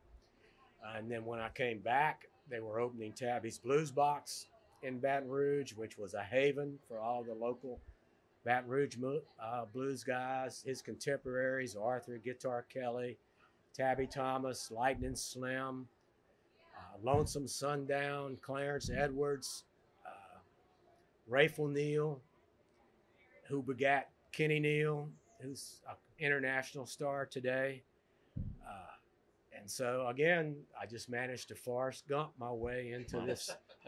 And through Moe's, did you have experience of going to juke joints in the Bayou? Yeah. Well, Tabby's Blues Box immediately became my primary hangout. Right, right. Any night they were open, there would be at least 5 or 6 of those guys in there who were world-class musicians. And Silas Hogan had a son, Sam, who is a world-class, phenomenal musician, can play anything. He's still with us today, I'm happy to say. He still comes to our Blues Society events and plays. He's just a local treasure. But what's nice, Jack, is that you had a total respect for the blues and Moses' craft, but he also had respect for you as a young white boy growing up in Louisiana with total respect for essentially black music. I mean, all those guys did. I mean, they would just talk to me like I was another adult, because, you know, the gas station kind of became a hangout for Moses' peers. On most Saturday afternoons throughout football season, when there was nothing going on in town, Mose would start a jam, and those guys that I named would show up, and they would sit. Charles Brown, the piano player, lived in Baton Rouge for a long time. He would show up numerous times to jam with those guys. I think you told us a story on the way out here that I think it was Mose took you to a juke joint and you almost had to go undercover. Oh, yeah, very much so. That was at the Alligator Bayou Bar, which is about 10, 15 miles outside of Baton Rouge, way back up in the woods, as all juke joints should rightfully be. And at the time, it was purely a black juke joint, and it was the 4th of July, and it was the first time my parents had gone out of town and left me unsupervised. I was about 14. And so Mose told me about it, and I said, well, I would love to go, Mose. So he said, well, sure, I'll take you. And as we were driving in, and he started realizing, oh, it's just going to be me driving up with this little white kid and all these black guys. I'm not sure how this is going to go over. So he had just come back from a tour over at Europe, and the last stop was in France. And so when we get to the parking lot, he goes, okay. He pulled out this beret and he stuck it on my head because I had real platinum blonde hair at the time. And he goes, do not take this beret off. And if anybody questions your ethnicity, your answer will be, you're my high-yellow nephew, which was a euphemism in the black community for someone who's got a lot of white blood in him. Yeah, it's great. It's great. And so everything went off without a hitch. It couldn't have been better, but it was one of the greatest musical experiences in my life because all those guys I named were there. Marvelous. A lot of them I didn't even know. Buddy Guy, his brothers Sam and Phil Guy, Rayful Neal, a bunch of his kids who were about my age, Kenny Neal, Rayful Neal Jr., Little Ray, Noel Neal, who went on to play with James Cotton. Ironically enough, Little Ray Neal played guitar for Big Mama Thornton. Wow. So I've been in this circle of blues life my entire life. That's marvelous. What a great story. We talked to another musician in Nashville called John Bird, who plays essentially classic American country music and folk music. But he came up with an interesting point. He said he doesn't really make any money playing in the US. He only makes money when he goes on tour in Europe. It's true. And he's played today. It's still true. Is that similar for blues musicians here? Very much so. And I'll call a spade. It's racism. You know, even today, blues music is still looked upon as black music. Yeah. And there's a big part of the white community that. Yeah. It's not that they don't like it. You know, I've had to explain to people over the years that a lot of the songs that especially when I was younger, back in the 60s and 70s, I can't tell you how many conversations I would have with people. Well, that song you like by the Rolling Stones, Time Is On My Side. You know, again, the cycle of life, you know, just like Mose explained to me about Hound Dog, I would explain to them, That's an Irma Thomas song. There's a New Orleans singer that the Rolling Stones loved, you know, and the song the Animals are doing or the Kinks are doing, you know, it's Slim Harpo's song or some other great blues musician guy that's just the way it sounds when they play it. It came out as rock and roll, but it's a blues song. And I think there was another interesting piece on that you mentioned that I think it was Mose. He said when he went to play in Europe, he was treated with the utmost respect, well-paying gigs. Yet when he came back to the US, he came back to a segregated society. It was an ongoing struggle for those guys because when they went to Europe, the racism factor didn't exist. No, they were just this phenomenal artist who was treated accordingly. And you know, a lot of them struggled with it. Mose did, became an alcoholic because, you know, it was just, he'd go over there and his world would just improve 1,000%. And then he would come back and then like he would tell me, I have to go around to the back of the gas station to your uncle's colored restroom instead of use the same one that everybody else does. You know, my uncle was an interesting character, very complex. On one hand, he was very progressive, but then he kept that colored restroom until 1970. You know, but he was what he was. He was a man of his times. Now we talked about the Stones, Jack, but you also told us a really interesting story about the Beatles when they came here. Now I wasn't aware that they were influenced by black blues music. I knew the Stones were, but I wasn't sure that the Beatles were. Could you just tell us that? Absolutely, about the Beatles? Just like the Stones and the Kinks and the Animals and a lot of other guys and a lot of people, you know, the Moody Blues. You know, the Moody Blues named their band after an instrumental Slim Harpo song, Moody Blues. I didn't know that. And the Beatles were huge fans of the American blues musicians, and the very first time they came to America, which I think was 1964 when they got off the plane in New York, forgive me, I forget the name of the prominent media personality that was meeting them to do their very first American interview, and he literally didn't even let them get down off the ramp from the airplane. He met them about halfway up and started the interview, and I think it was the second or third question he asked him. He goes, well, what is it that y'all most want to do while you're here in America? And John said, oh, well, we would very much love to meet your Misters Slim Harpo and Bo Diddley. And the media guy goes, oh, well, that's great. And then he literally does a double take and goes, wait a minute, who? Because he had no idea who John was talking about. He goes, well, we'll work on that. What a great story.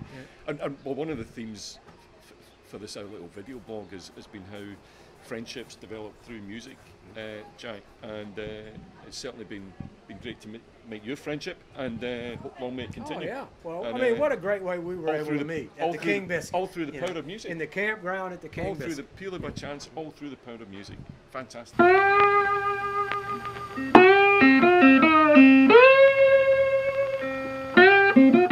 On leaving Baton Rouge, we head west into Texas.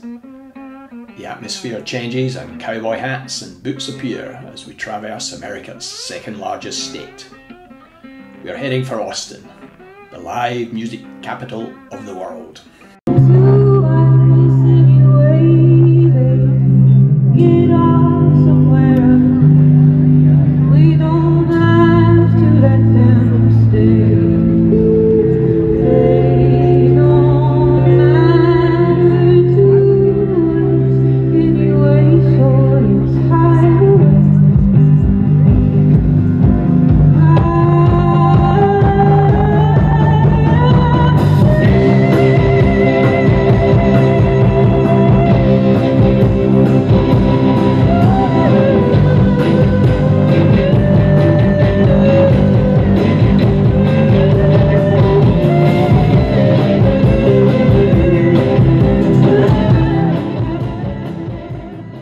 In Austin, we caught up with Laura, tour director at Tipster Walking Tours, And then Ian and George met Stevie Ray Vaughan in the park. Laura, it's been lovely to meet you. Great to meet you. We just met today. We've come on the Tipster Tours walking tour of Austin. So you're obviously, apart from being an exceptionally good tour guide, you're obviously also a musician as well. So how have you seen the music scene change in Austin over the last few years? Great question. So I've been here in town for about 6.5 years now, and well, one of the biggest changes that I would say is that, of course, it's gotten more expensive to live here, so musicians are struggling a bit more. But in spite of that, it's really still maintained its vibrancy and its eclecticism. And one of the things that I love the most about our Austin scene is that, we talked about these iconic venues from the 60s and 70s, the Vulcan Gas Company, the Armadillo World Headquarters, and how they were really these creative communities of all different kinds of artists hanging out, collaborating together, and sort of spawning new sounds of music that hadn't really been heard here in Austin or in some cases anywhere before. And I think those are things that have stayed actually pretty consistent about the music scene, even from those days, that, we don't have a lot of the industry presence here that, say, Nashville has, the songwriting publishing companies and the offices for big record labels. We don't really have that. So that's it's more about surprising for a music town like It is. But I think the great thing about that is that the scene here is still so sort of about that DIY ethos. It's very community driven, and you don't have necessarily a lot of particular styles, but you have a lot of bands that are still sort of combining these strange, diverse influences and pioneering new sounds. And one of the highlights today was, for me anyway, was going to see Antone's. What an iconic venue. Yeah. What's your favourite venue in Austin? That's a tricky question, of course. Antone's is There fantastic. are so many, aren't there? There are so many good ones. How many is it? To about 250 these days, so one of my favorites absolutely is Cheer Up Charlie's that we went by on Red River Street. They've been open for almost 10 years now in a couple different locations, but really just amazing bookers of local bands. Is that mainly blues bands or No. bands, A or lot of the rock? sort of, indie alternative, pop and rock and electronic and weird things going on. Well, Ian, here we are in sunny Austin, a lovely park here. We've got animals, we've got joggers, we've got Jehovah's Witnesses, and here we have a statue of Stevie Ray Vaughan. It's, what do you think? What's your first impressions? well, Austin, what a lovely, beautiful city. Great music city with lots of tradition, and it's a great pleasure to be stood here beside this statue, George. Unfortunately, I never had the pleasure of seeing the great man himself. Came to his music late in life, but I've seen his brother play several times. But it's a great pleasure to be here and just to stand beside this beautiful statue. And what a beautiful setting as well. Oh, it's lovely. The skyline and the river, and it's just it's quite idyllic. Yes. So when did you find out about Stevie Ray? Well, I came to his music late in life, and it was in fact, it was probably after he died, and started getting more and more into the blues, and then realised what an iconic Texas blues man he was. There's not a finer instrumental than Scuttlebuttin', which is a classic track. And I've heard many artists play it, but unfortunately not Stevie Ray. Right. But, The trip is coming to an end, and we're heading back to Nashville. We have one last stop along the way. We catch up with Jack and Elan Holdsworth, old friends and musicians whose band, the Birthright Blues Project, regularly performs locally in the Sulphur Springs area of Texas and annually at the King Biscuits Blues Festival.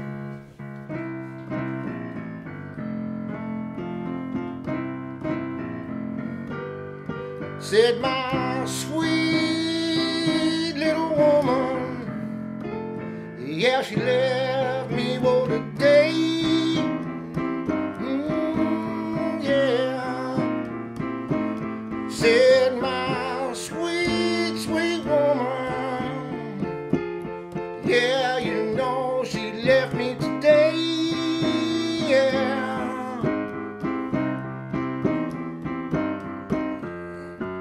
But that's alright, y'all. You know I don't need her no way. Yeah, no, not today.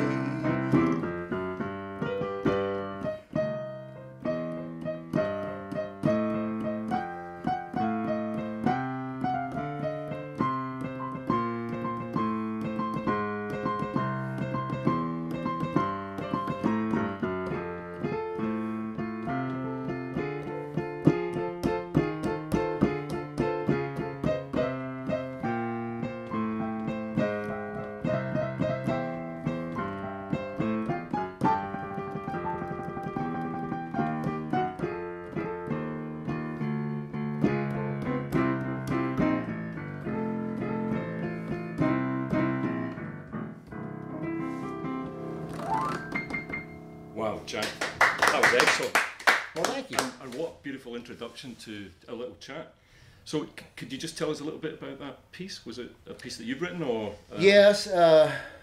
You know, I'm a nice guy, but most of my songs are written about them kind. That's the blues, isn't it? Yeah, I reckon. Yeah. You know. Are you But actually, a blues man? the blues is a feel good. You know, like the boogie. Yep. Yep. It's a feel good music. Yep. You know, Yep. people give it a bad rap. You know, yeah, it's about a So you have woman and a happy man. blues and sad blues. Sure. Yeah. Yeah. Great. So how did you get into playing the blues then, Jack? Is it since you were a boy, or?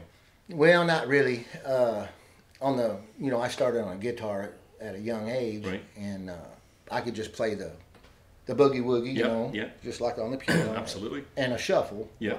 At the time, I didn't know what it was. Right. Okay. And then, growing up, and Bob Seger plays a lot of shuffles. Okay. ZZ Top plays a lot of shuffles. So that's an official term, the Texas Shuffle, is it? Well, I think there is a Texas Shuffle, okay. which is a little different. Okay. Like Jimmy Vaughn. Okay. Yep. But so I've always had that.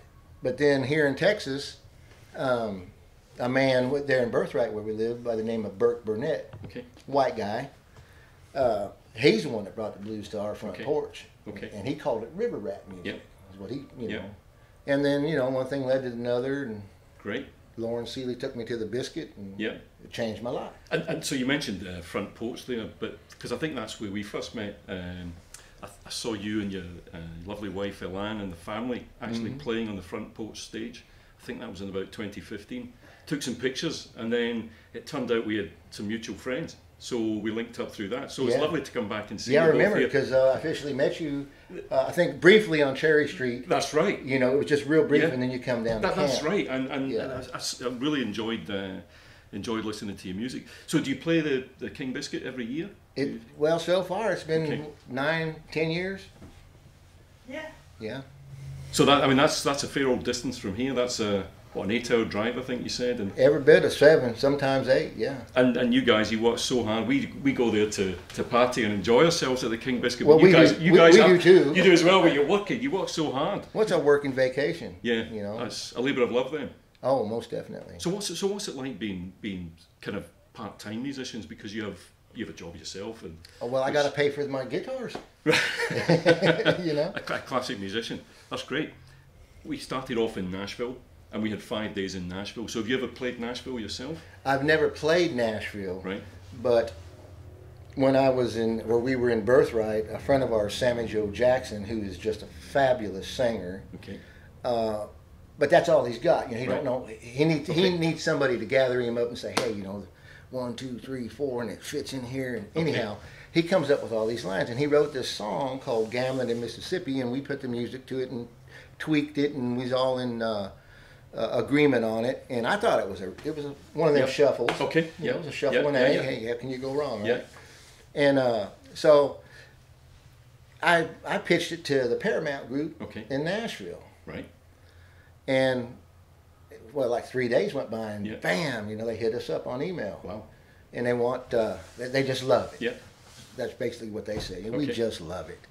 And you need to be here in Nashville, it was in the mid-February of that year. And I'm thinking, and this was a long time ago, and we didn't make hardly any money, and we had babies, and all this stuff. Made pop tires on the vehicle, and we need to be in Nashville in mid-February. And I'm thinking, you people have lost your minds. It's going to be snow on the ground, only vehicle family has. Anyhow, long story short, I was really excited about it. So I contacted them and talked to this gal, whatever her name was, and what it boiled down to is that they liked that song and the songwriting ability of that song so much that they wanted me to pay them $2,800 to go to a songwriting seminar and get coached. And I thought, well, kiss my ass. Yeah, absolutely, 100% right. So I wrote a song, which it's not a piano song, it's a guitar song, and I don't want to go to Nashville. Yep. And it's just, it talks about how I don't want to go to Nashville with all them other folks. Okay. Drinking beer and talking, laughing at stupid jokes. Yeah. Blah, blah, blah. I'll just go on to Austin where the people keep it real. Okay. And that's where I'll have most of my beer, basically, is how it went, Yep, great. But yeah, I was flabbergasted about that. $2,800 come learn how to write songs. And that's showbiz. Evidently. Yeah. and we're sat doing this, having this chat, or interview. It's hardly an interview really, but in front of this piano. But we're also sat in front of an old Lynyrd Skynyrd poster. Yes. So does that have any special significance for you, Jack? It does. A good friend of mine, quite elderly man, he gave that to me for Christmas one year. Wow. And in turn, he showed up out of the blue, and I ain't seen him in a while. You know, we text, and he says, here, brother, love you, you know. And I looked over at Wade. I said, Wade, you know that SG that we just built? He goes, the one with the DiMarzio pickups in? I said, yeah. He goes, yeah? I said, go get it and put it in the case. I'm going to give it to Cliff.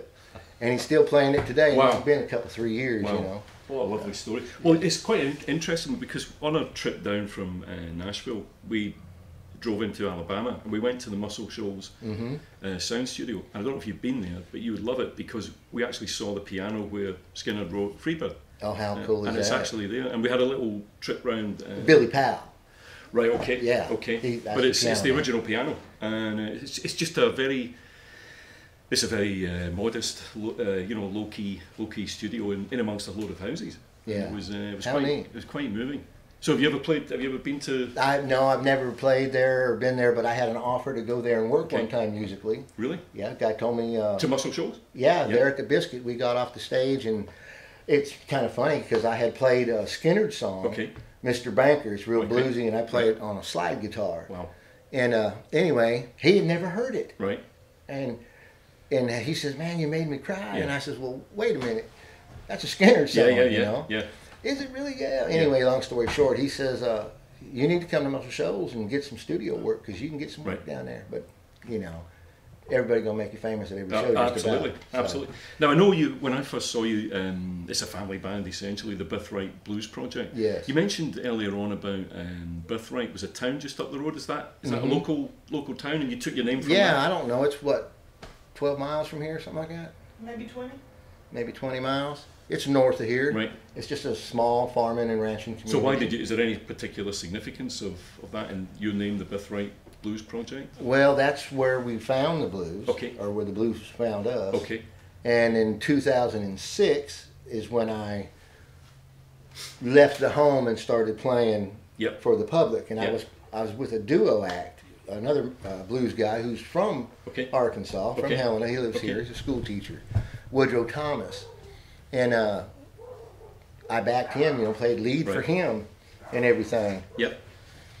And I played with him for probably 3 years. I mean, we entered one of them IBC things and win the duo thing, and it was really cool. And got all set up. We're going to Memphis and all, and it's one of those deals. We were booked on Beale Street Thursday and Friday night in Memphis, supposed to have this package and this $1,200 to go on, which we never got from the Blues Society. Thus, that's why I play the blues, you know. But no. So needless to say, I had to make my phone calls and cancel my gigs there in Memphis. Because it was another one of them deals, you know, raising kids. Oh, absolutely. My partner backed out, and I called the guys putting it on there in Beale Street, and I said, hey, my partner's not coming. Yeah. But I'll come. And the guy's like, well, y'all want it together. Y'all need to perform together here. And I said, well, that's not going to happen, and I apologize. Diamond Jack won't be there. But I guess it's a lot easier now having your wife, Elan, who plays bass, and your son, Wade, who plays drums. Then they can't back out of any gigs now. Oh, well, you know, I'm going to tell you, that's the way to go. Yeah. Oh, yeah. I mean, if you're going to play this game and make money at it, the way musicians are and people and managers and all the realm that goes with it, if you can carry your family with you and do it that way, that's the only way to go. But because it really is a family affair, isn't it? It's, most definitely. The way it started, I don't know how old the kids were. They were young. Yeah. Well, when I saw him in 2015, I think it was, when you were playing on the front porch stage, I think Wade was only 13, 14. He was only a kid. Right. And he was playing. You were playing lead, And he was playing a bit of lead and singing as well. Right. I was quite fascinated by it. Well, yeah, and our daughter Danny was the drummer. That's right, yeah. Thunderfoot's how she got tagged. You know, they tagged her with Thunderfoot down there because of the way she hits that bass. Right, okay, yeah, yeah. But anyway, when Danny left the Nest and started adulting and quit drumming, I told Wade, I says, Wade, I know you've been practicing on the drums. Do you think you could play the drums for the band and do some singing too? He goes, well, I don't know. I says, well, you're getting paid to practice because we're booked.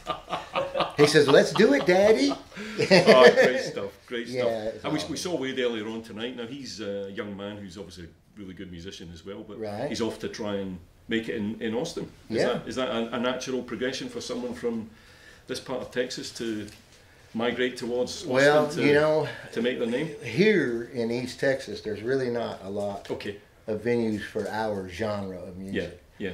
You know, if you want to play today's country. Yeah. You know, you can get hired on, or red dirt country's big around here.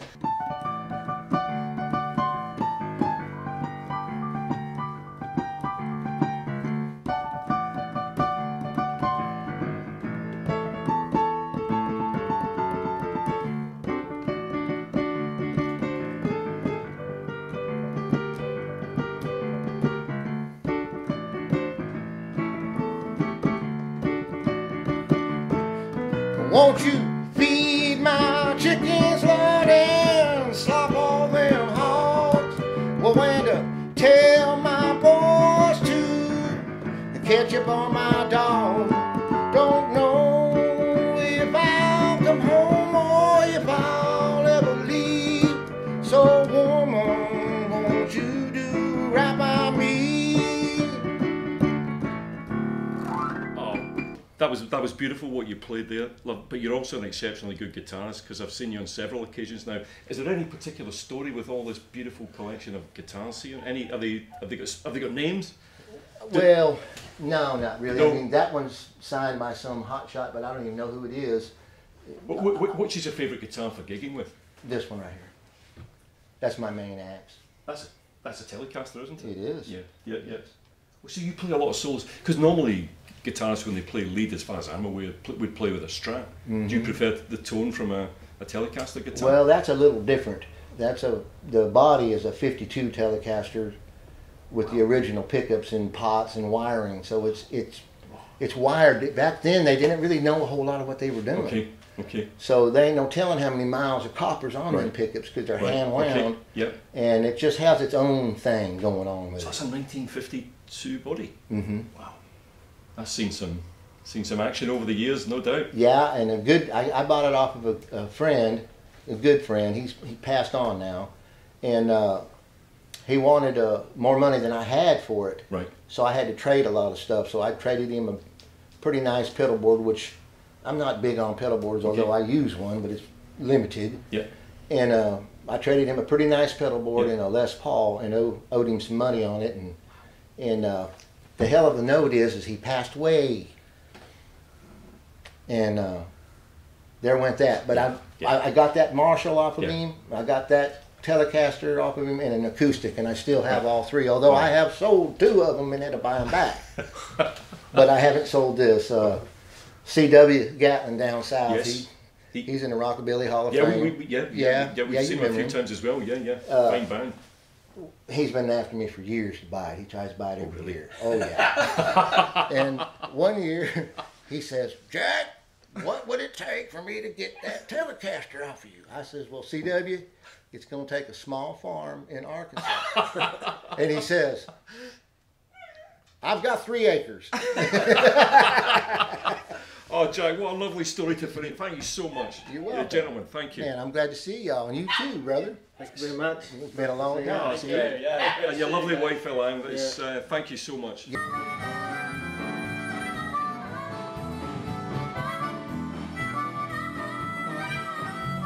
We arrived back in Nashville after our 2,000-mile road trip. We reflect that we have had a great time learning more about the music we love. However, America always seems to pose more questions than answers. Ever fascinating, it seems best summed up in verse. Oh, America, big, brash, brilliant, fake, fun, furious, melting, money, mighty, dream, drunk, drive. Oh, America, music, muscle, mission, church, choirs, cars, freedom, family, finance, hopeful, helpful, hellish. Oh, America, stars, stripes, sex, road, river, riot, race, rights, wrongs, USA, USA, USA.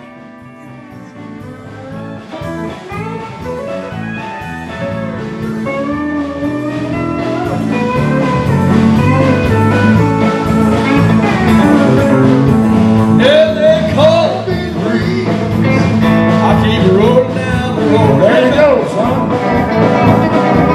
Well, they call me the breeze. I keep blowing down the road. I might go to California, I might go to Georgia, I don't know.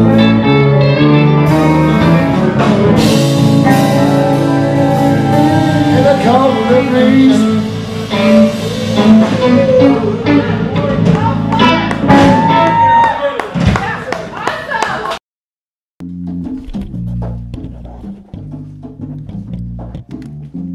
Walking through the road of life, so full of trouble. Met a friend of mine who said he had the answer, yeah.